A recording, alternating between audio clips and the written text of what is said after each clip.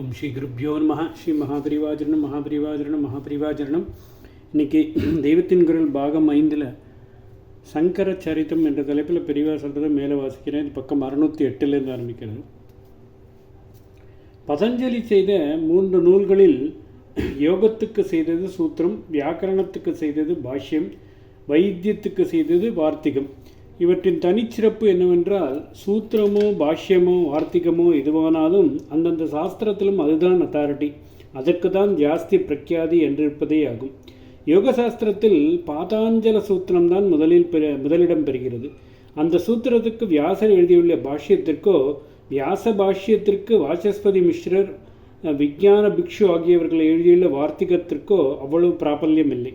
வியாக்கரணத்தை எடுத்துக்கொண்டால் பாணினியின் சூத்திரம் எத்தனை லாஜிக்கலாகவும் ஒன்றும் விட்டு போகாமலும் தேவபாஷா மர்மங்களுக்கு ரூல்கள் பண்ணி விளக்கி இருக்கிறது என்று எல்லோரும் அதிசயப்பட்டாலும் அதை புரிந்து கொள்ள மண்டையை உடைத்து கொள்ள வேண்டியிருக்கிறது.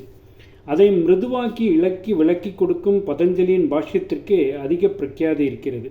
அதுவே அத்தாரிட்டி என்று காட்டுகிறது போல வேறு எந்த சாஸ்திரத்திலும் உள்ள பாஷ்ய நூல்களுக்கு இல்லாத அடைமொழியாக இது ஒன்றுக்கே மகாபாஷ்யம் என்று சொல்லப்படுகிறது. வைத்திய சாஸ்திரத்தை எடுத்துக்கொண்டாலும் அதில் அதிக கியாதி, அதிக பிரச்சாரம், அத்தாரிட்டி பெற்றிருப்பது வார்த்திக கிரந்தமான சரகம்தான். ஆதி வைத்திய நூல்களில் இன்னொன்றாக இருப்பது சுஷ்ருதர் என்பவர் செய்தது. ரண சிகிச்சை குறிப்பாக விளக்கும் அந்த நூலில் சொல்லியுள்ள சர்ஜரி முறைகள், சர்ஜிக்கல் கருவிகள் ஆகியவற்றை பற்றி அறிஞர் உலகம் எனப்பட்ட சில பேர் கொண்டாடி போய் பேசினாலும் நடைமுறையில் பார்த்தால் ரணசிகிச்சையில் இந்த முறை எடுபட்டு போய் இங்கிலீஷ் முறைதான் பின்பற்றப்பட்டு வருகிறது. சரகத்தில் உள்ளபடி உள்ளுக்கு மருந்து சாப்பிடுவதுதான் ஆயுர்வேதம் என்றே பெயர் பெற்று நடைமுறையில் இருக்கிறது. நடனம் என்றால் அதற்கு பரத சாஸ்திரம், அரசியல் என்றால் அர்த்த சாஸ்திரம் என்பது போல வைத்தியம் என்றால் சரகம், வியாக்கரணம் என்றால் மகாபாஷ்யம், யோகம் என்றால் பாதஞ்சல சூத்திரம் என்று அவருடைய புஸ்தகங்களே பிரதான கிரந்தங்களாக புகழ் பெற்றிருக்கின்றன. ஒரு விதத்தில் 3மே வைத்திய புஸ்தகங்கள் தான். வாக்கு மலம் போக வைத்தியம் பண்ணுவது மகாபாஷ்யம், மனோமலம் போக வைத்தியம் பண்ணுவது யோகசூத்திரம். ஆத்மாவுக்கான சாஸ்திரம் என்று பார்த்தால் யோகசூத்திரத்துக்கு முக்கியத்துவம் இருந்தாலும் அறிவாளிகளுக்கான வித்யை என்று எடுத்தால் இவற்றில் சம்ஸ்கிருத பாஷையை முறையாக கற்பிக்கும் மகாபாஷ்யத்துக்குத்தான் முக்கியத்துவம். அதுதான் ரொம்ப பெரிய புஸ்தகமும். ஆத்மசாஸ்திரங்களை படித்து புரிந்து கொள்ளவும் இலக்கணம் அவசியம்தானே. யோகத்துக்கு எதிர் சித்தாந்தங்கள் உண்டு. அத்வைதமே கொஞ்சம் அப்படித்தான் என்றேன். மகாபாஷ்யமோ சகலருக்கும் சம்மதமானது.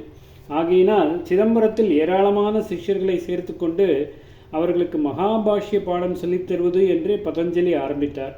நடராஜாவின் உடுக்கு சப்தத்திலிருந்தே பாணினி சப்தங்களை கிரகித்து வியாக்கரண சூத்திரங்களை செய்தார். அதற்கு வியாக்கியானம்தானே மகாபாஷ்யம். அதனால் அது சிதம்பரம் கோயிலேயே போதிக்கப்படுவது ரொம்பவும் பொருத்தமாகிவிட்டது. பாணினியின் சூத்திரத்தையும் பதஞ்சலியின் பாஷ்யத்தையும் நடராஜமூர்த்தியின் கையோடும் காலோடும் சம்பந்தப்படுத்தி வேடிக்கையாக ஒரு ஸ்லோகம் இருக்கிறது. கைக்கு பேர் பாணி. நடராஜாவின் பாணியில் உள்ள உடுக்கு சப்தத்திலிருந்து தானே பாணினியின் சூத்திரம் பிறந்தது. அதை அந்த ஸ்லோகத்தில் நடராஜாவின் கையிலிருந்து எழும்பும் சப்தம் வியாக்கரணத்துக்கு ஆதார நூலை தந்ததாக சொல்லியிருக்கிறது. கால் சமாச்சாரம் தானே. சமாச்சாரம் என்ன? நடராஜாவின் பாதத்துக்கும் பதஞ்சலியின் பாஷ்யத்துக்கும் என்ன சம்பந்தம்? நடராஜாவின் காலடியில் நின்று தரிசனம் செய்வதோடு பதஞ்சலிக்கு திருப்தி உண்டாகவில்லை. அதனால் நர்த்தனம் செய்கின்ற பாதத்திலேயே பாம்பு ரூபத்தில் பாதசரமாக சுற்றி கொண்டு சந்தோஷப்படுவார். பாதசர பதஞ்சலியின் வாயில் எப்பொழுதும் மகாபாஷ்யம் இருக்கும். இதையே ஸ்லோகத்தில் நடராஜாவின் கையிலிருந்து எழும்பும் சப்தத்தில் வியாக்கரண சூத்திரம் இருப்பது போல காலிலிருந்து, அதாவது கார்ச்சிலம்பிலிருந்து எழும் சப்தத்தில் அந்த சூத்திரத்தின் பெரிய பாஷ்யம் இருக்கிறது என்று சொல்லியிருக்கிறது. பிற்காலத்தையும் கூட சிவன் கோவில்களிலே வியாக்கரணம் போதிப்பதற்கென்று வியாக்கரண தான மண்டபம் என்று ஒரு இடம் ஏற்பட்டது. 1000 சீடருக்கு அதிசய பாடம். சிதம்பரம் 1000 கால் மண்டபத்தில் பதஞ்சலி பாடம் நடத்தினார். அவரோ 1000 நா படைத்த ஆதிசேஷன். ரொம்பவும் விஸ்தாரமான விஷயம் என்றால் 1000 நா படைத்த ஆதிசேஷன் தான் சொல்லணும் என்றே வசனம் இருக்கிறது. மகாபாஷ்யம் அவ்வளவு விஸ்தாரமானது. சாதாரணமாக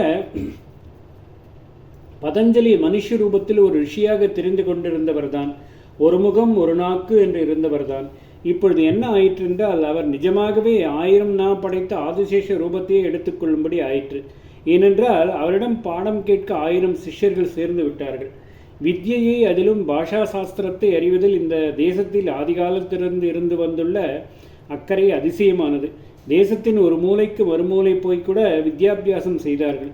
அப்படி இப்பொழுதும் இந்த பெரிய உபகண்டத்தின் 4 திசையிலிருந்தும் சிதம்பரத்துக்கு வித்தியார்த்திகள் வந்துவிட்டார்கள். அவர்கள் ஒவ்வொருவருக்கும் இண்டிவிஜுவல் அட்டென்ஷன் கொடுத்து, அதாவது தனிப்பட்ட கவனம் செலுத்தி பாடம் சொல்ல வேண்டும். முடிந்த மட்டும் சீக்கிரமாக இதை செய்து முடிக்க வேண்டும் என்று பதஞ்சலி நினைத்தார். எந்த சிஷ்யன் எந்த கேள்வி கேட்டாலும் தாமசமில்லாமல் உடனே பதில் சொல்ல வேண்டும் என்று நினைத்தார். இப்படி ஒவ்வொருவருக்கும் பாடம் சொல்லி ஒவ்வொருவரிடமும் தனியாக சந்தேகங்கள் கேட்டு நிவர்த்தி செய்வதென்றால் ஒரு முகத்தோடு ஒரு வாயோடு இருந்தால் போதாது என்று எண்ணினார். அதனாலேயே 1000 சிரசுள்ள ஆதிசேஷ ஸ்வரூபத்தையே பாடம் சொல்லும் காலத்தில் எடுத்துக்கொள்வது என்று தீர்மானித்தார். ஆனால் ஆதிசேஷ சாநியத்தை மனுஷர்களால் தாங்க முடியாது. அதனுடைய திருஷ்டி பட்டால் போதும், அல்லது மூச்சு காற்று பட்டாலே போதும், எந்த மனுஷரானாலும் பஸ்மமாக போய்விட வேண்டியதுதான். ஆதிசேஷன் பார்ப்பது மட்டுமில்லை, ஆதிசேஷனை பார்த்தாலும் கூட பார்க்கிற மனுஷர் பஸ்மமாகி விட வேண்டியதுதான். அவ்வளவு உக்ரம். அதனால் என்ன உத்தேசித்தார் என்றால், தம்மை சுற்றி ஒரு திரையை போட்டுக்கொண்டு அதற்குள் ஆதிசேஷ ரூபத்தில் இருப்பதென்றும், சிஷ்யர்களை திரைக்கு வெளியிலே தம்மை சுற்றி ஒவ்வொரு முகத்துக்கும் நேரே ஒரு சிஷ்யன் இருக்கும் விதத்தில் உட்கார வைத்துக் கொள்வதுமென்றும் தீர்மானித்து கொண்டார். இப்படி குரு கண்ணில் படாமல் மறைவாக இருப்பதால் சிஷ்யர்கள் யாராவது இஷ்டப்படி வெளியிலேயே சுற்றப்போய்விட்டால் என்ன பண்ணுவது? அப்படி ஆகாமல் பயமுறுத்தி மிரட்டி தடுக்க வேண்டும் என்று நினைத்து, உத்தரவில்லாமல் யாராவது வெளியே போனால் அவர்கள் பிரம்மராட்சசர்கள் ஆகிவிடுவார்கள் என்று சாபமாக ஆக்ஞை செய்தார். ஓம் ஸ்ரீ குருப்யோ நமः. ஸ்ரீ மகாபரிவாஜரணம் மகாபரிவாஜரணம் மகாபரிவாஜரணம்.